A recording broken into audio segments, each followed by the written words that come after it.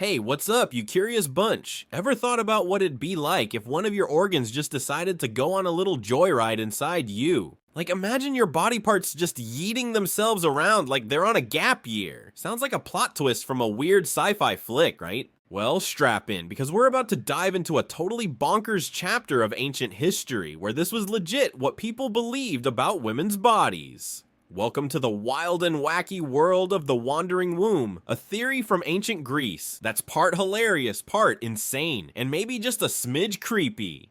Today we're gonna unpack how the Greeks were dead set on the idea that a rogue uterus could stir up all kinds of trouble from fainting spells to full-on chaos, and we'll see how that stacks up against what we know now.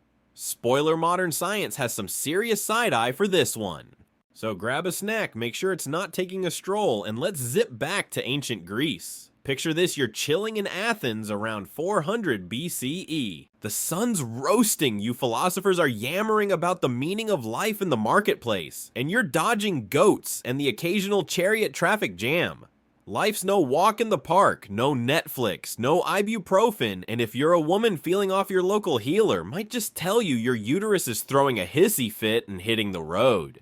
Yup, you heard me. The ancient Greeks, led by the big cheese Hippocrates, you know, the father of medicine dude, thought the uterus wasn't just some organ chilling in your pelvis. Nah, it was basically a drama queen with a serious case of wanderlust. If it got bored antsy, or get this dry, it could just peace out and roam around your body, causing all sorts of mayhem. Let's set the scene. The Greeks were absolute legends at stuff like geometry theater and democracy, but their medical knowledge, let's just say it was creative. Without x-rays or biology textbooks, they were working with guesses, a bit of philosophy, and a whole lot of imagination. To them, the uterus was this mysterious, almost magical organ tied to women's ability to make babies. But it also seemed to have its own vibe, like it could just decide to go rogue, feeling anxious down in the dumps, or maybe a bit too spicy for the neighbor's liking. Boom, diagnosis your wombs on a field trip. It might wander up to your chest, squishing your lungs and leaving you gasping for air. Or it could nudge your heart, making you pass out. In the wildest cases, they thought it could get stuck in your throat, causing what they called hysteria. Hold tight, we'll dig into that term later. It's got a whole soap opera behind it, so why'd they buy into this wild idea? Well, the Greeks were all about balance in the body. They thought health was about keeping your humors, blood, phlegm, bile, all that jazz in check. For women, the uterus was seen as this warm, moist organ that needed to stay hydrated to do its thing. And by hydrated, they didn't mean chugging a bottle of water, they meant getting pregnant or keeping things lively in the bedroom.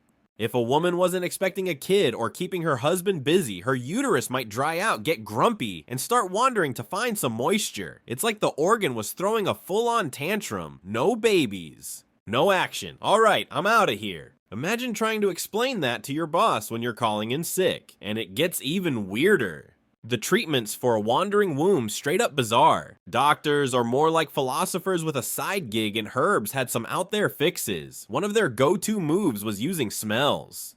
They'd wave sweet stuff like flowers or perfume near your lower half to lure the womb back where it belonged, or they'd stick nasty smells like rotten fish sauce under your nose to scare it away from your upper body. Picture this: you're sprawled out on a stone slab, someone's waving a bouquet of roses by your hips while another dude's holding a jar of stinky fish juice under your face. Ancient Greek spa day anyone, and if that didn't work, they might just tell you to get married or have a kid to keep the womb occupied, because apparently nothing says stay put like a baby on board. Now let's hit pause and think about today. If you rolled into a doctor's office and said, "Yo, I think my uterus is on a road trip," you'd probably get a weird look and maybe a referral to a therapist. But back then, this was serious business. The wandering womb theory wasn't just a quirky idea, it shaped how people understood women's health for centuries. And it wasn't just the Greeks being weird. This idea stuck around, influencing medicine well into the Middle Ages and beyond. It's like a bad TikTok trend that just wouldn't die. But here's the kicker: the Greeks weren't totally wrong about everything. They were onto something with the idea that the body's interconnected. A problem in one part could mess with another. They just took it to a whole new level with the wandering womb. And while we're laughing at the idea of an organ going AWOL, it's worth asking, what crazy health myths do we believe today that future generations might roast us for? Maybe our obsession with detox teas, or thinking our phones are frying our brains. It's food for thought. So how did this wandering womb idea go from a quirky theory to a full-on medical belief? And what does it tell us about how far we've come and maybe how far we still have to go? Stick with me because we're about to dive deeper into the science or lack thereof behind this wild theory, and trust me, it only gets weirder from here. Alright friends, we're back, diving deeper into the wild and wacky world of the wandering womb. Last time we were strolling through ancient Athens, chuckling at how the Greeks thought a uterus could just take a hike inside your body, causing all sorts of drama.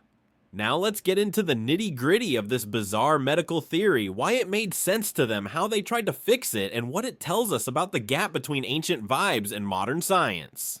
Plus, we'll throw in a few laughs about how our ancestors' wild guesses compared to our own modern quirks. Ready? Let's roll. So let's rewind to ancient Greece, where the wandering womb was basically the star of the medical show. The Greeks led by Hippocrates and his crew weren't just making this stuff up for fun, they were trying to crack the code of the human body with zero tech. No microscopes, no ultrasounds, just their eyes, some herbs, and a whole lot of brain power. To them, the uterus was this warm, moist organ that was super tied to women's health and baby making, but if it wasn't busy with pregnancy or, other activities, they thought it could dry out and get restless. And when it did, it'd start wandering like a cranky toddler, bumping into your lungs heart or even your throat, causing symptoms they lumped under hysteria. Yeah, that word's a red flag now, but back then it was their catch-all for everything from anxiety to fainting to acting a bit too wild for the neighbors. Why did they think this? It's not like they caught a uterus red-handed sneaking around someone's ribcage. It came from their big idea about the body's balance, those famous humors we talked about last time. They believed health was all about keeping blood, phlegm, bile, and other stuff in harmony. For women, the uterus was like the diva of this system. If it got too dry, say, because a woman wasn't married, pregnant, or getting enough action, it'd go looking for moisture elsewhere in the body. It's like the organ was saying, I'm parched, let's take a tour. And since women's symptoms like mood swings or shortness of breath didn't have obvious causes back then, blaming a wandering womb was their best guess. Imagine going to a doctor today and hearing, yeah, your anxiety's because your stomach's on vacation. Wild right now, let's talk about the fixes because, oh boy, they were something else. Ancient Greek healers had a whole playbook for coaxing that runaway uterus back to its spot. One of their go-to moves was the scent trick. They'd use sweet smells like flowers or fancy oils near the lower body to lure the womb back down like it was some lost puppy. Meanwhile, they'd wave stinky stuff, think rotting fish or burnt hair near your face to scare it away from your upper half. Picture lying on a cold stone table, someone's fanning rose petals by your hips while another guy's holding a jar of week-old fish under your nose. Glamorous, right? And if smells didn't work, they had other ideas. Some doctors prescribed special herbs or potions to moisten the womb. Others went straight for the big guns, get married, have sex, or pop out a kid, because apparently a busy uterus is a happy uterus. But here's where it gets juicy. This wandering womb idea wasn't just about biology, it was tangled up in how the Greeks saw women. Back then, society was super male dominated, and women's roles were mostly about being wives and moms. So if a woman was acting off, maybe she was outspoken emotional, or just not fitting the mold, the wandering womb was a convenient scapegoat. It was like saying, oh, she's just hysterical because her uterus is throwing a fit. It wasn't just bad science, it was a way to control and explain away women's behavior. And that term hysteria, it comes from the Greek word for uterus, hystera. So yeah, they literally named a whole medical condition after an organ they thought was causing chaos. Talk about blaming the equipment. Let's sprinkle in a little modern day shade. Imagine if we still use these kinds of excuses today. Feeling stressed? Oh, your liver's probably backpacking through your spleen. Got a headache? Must be your kidneys taking a gap year.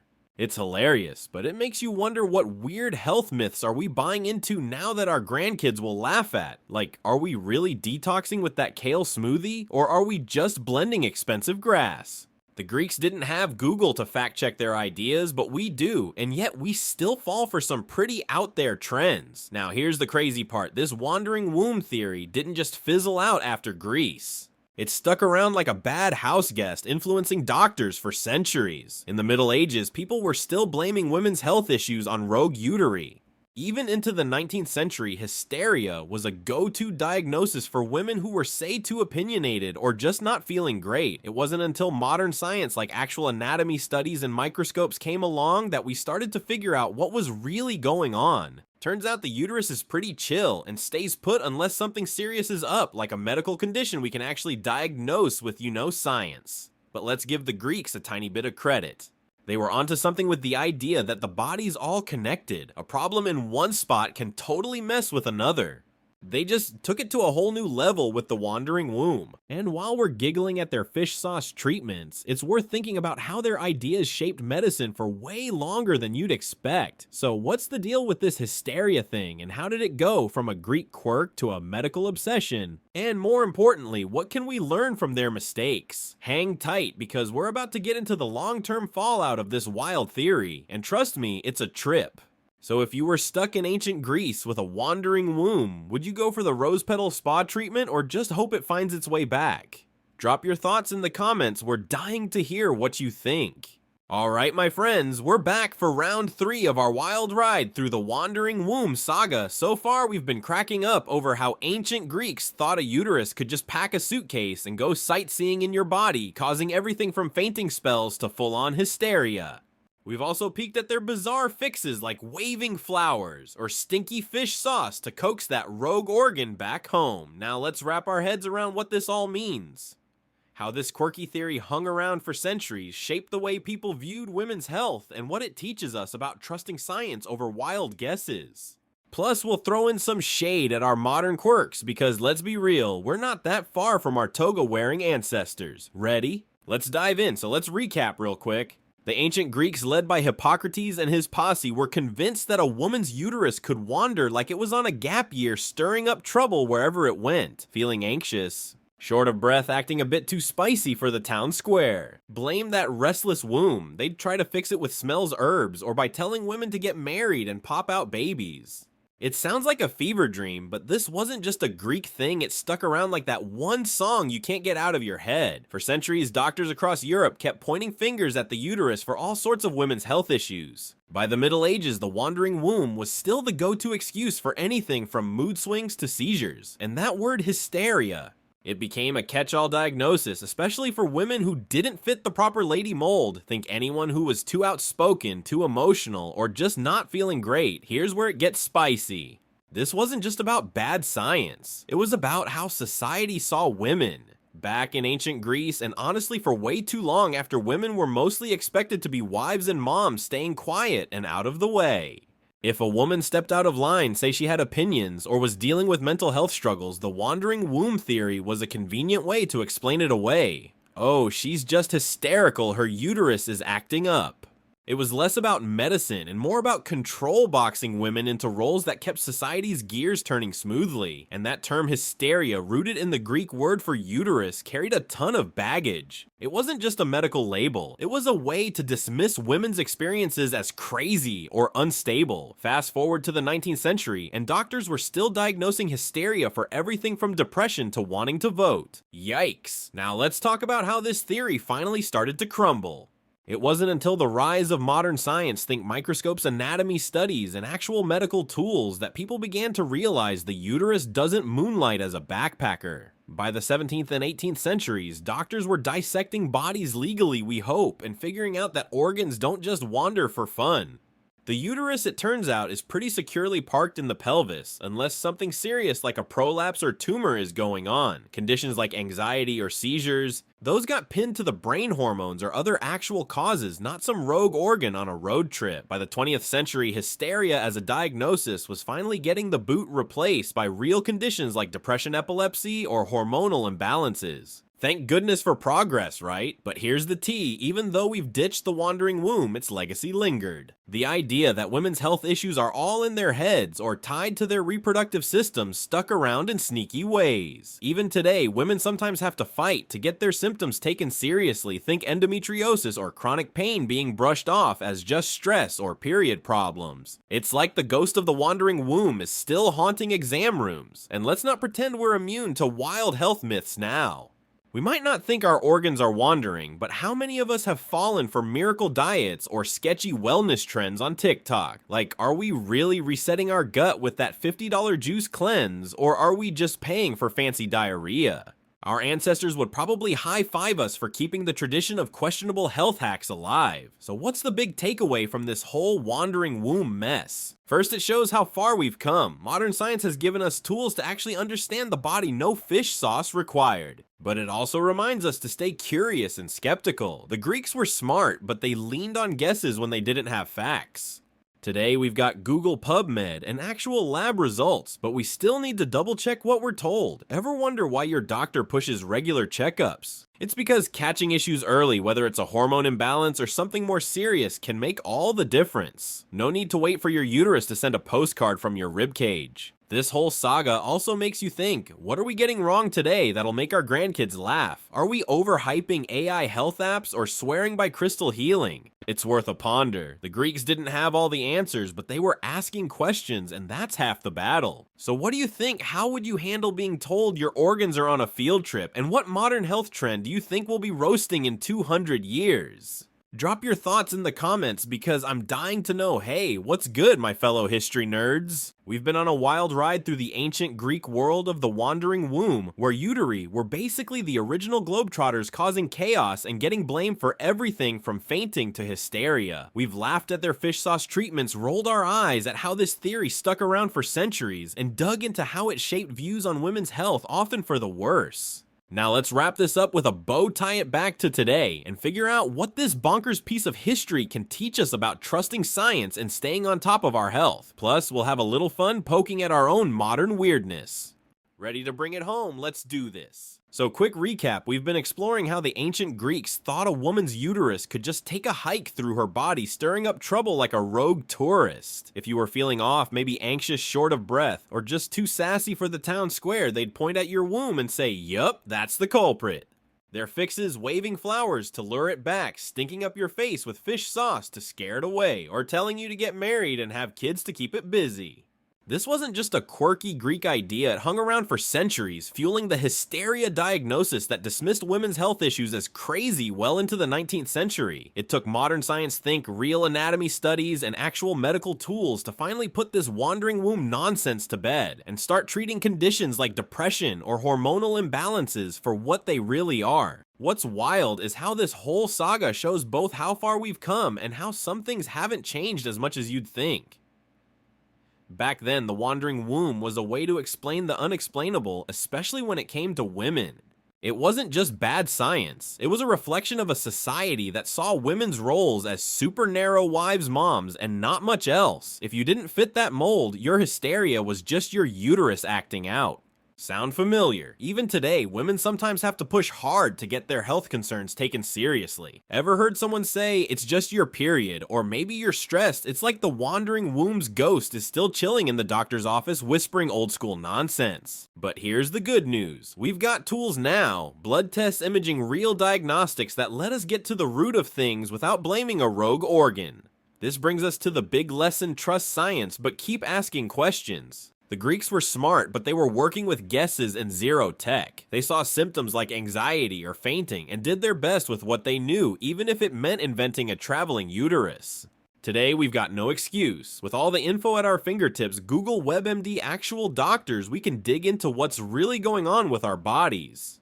That's why regular checkups are a vibe. Catching stuff early, whether it's a hormone issue or something more serious, can save you a ton of hassle. No need to wait for your organs to send you a postcard from Narnia. Now let's get real for a sec. The wandering womb might make us laugh, but it's a reminder that humans love clinging to weird ideas when we don't have all the facts. Think about it. What are we believing today that'll make our grandkids cackle? Are we swearing by those sketchy detox teas that are basically just laxatives with good branding? Or maybe we're all in on some wellness guru who says crystals will fix our vibes. It's not that different from the Greeks waving fish sauce at a hysterical patient. We're all just trying to make sense of the world, but the key is to lean on evidence, not vibes. So next time you're tempted to buy into a health fad, maybe hit pause and check if there's actual science backing it up. Here's another thing to chew on: the Greeks' wandering womb theory shows how much our beliefs about health are tied to culture. Back then, women's symptoms were blamed on their biology because society didn't give them much room to be anything but proper. Today, we're still fighting some of those battles, whether it's getting doctors to listen or pushing back against stereotypes. But we've also got power they didn't. We can advocate for ourselves, demand answers, and use science to cut through the noise. So maybe the real takeaway from our ancestors is this: keep questioning, keep learning, and don't let anyone tell you your health issues are just in your head or your uterus. Alright, let's wrap this up with a little nudge. What do you think about this whole wandering womb craziness? If you were stuck in ancient Greece, would you go for the rose petal spa day or just tell your uterus to chill? And what's a modern health myth you think we're all falling for? Drop your thoughts in the comments. I'm dying to hear what you've got to say. If you loved this deep dive into history's weirdest medical theory, give this video a big ol' like, share it with your crew, and hit that subscribe button so you don't miss our next wild story. Want to keep exploring? Check out our video on the craziest ancient cures that actually worked. It's a banger, trust me. Thanks for hanging out with us, you absolute legends. Have an awesome day, and we'll catch you in the next one.